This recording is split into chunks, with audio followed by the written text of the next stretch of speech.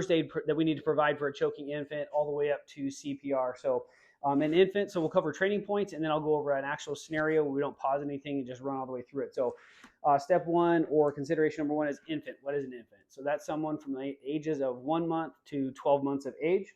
Some first aid considerations that you might want to think about are buying a LifeVac, which we do teach courses on LifeVac with infants, adults, and children.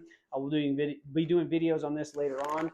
Some first aid kit considerations will be CPR masks. So having a CPR mask with a one-way valve and or a pocket keychain mask. Now, these are considered barrier devices. It's going to help to prevent spread of bacteria, germs, and things like that from baby to me or from me to baby.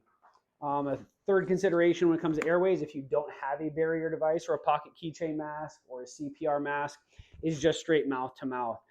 With an adult, based on the distance between an adult's nose and mouth, we typically, if I'm providing mouth to mouth with an adult, which is only going to be my family, sorry, but I'm going to place my mouth just over the adult's mouth. Now, if you're providing CPR or rescue breaths to an infant, your mouth will go over the baby's nose and mouth because the distance between the nose and the mouth is so close. So 12 months to a month, consider LifeVac. It's a choke and relief device, CPR mask and or pocket mask and or airway, mouth to mouth. When it comes down to choking, I like to break it down. So we teach a choking first aid class, and most choking first aid in America is pretty atrocious. It's about a 4-minute video with no hands-on. When it comes down to infants or anybody who's choking, I break it down to 4 stages. Stage 1 is just a minor cough. We're not too concerned unless it's like the whole COVID thing or whatever. Phase 2 or stage 2 would be they're actually starting to forcefully cough. We might see some color change in the baby. Baby is becoming frantic.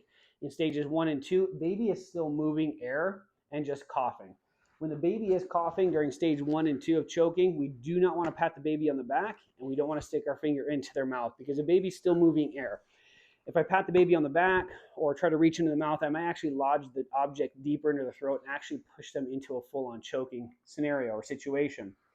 Now, during stage 2, I've responded to plenty of calls where parents, grandparents, caretakers are very concerned because the baby is coughing very forcefully, turning bright red and possibly minorly a little bit blue.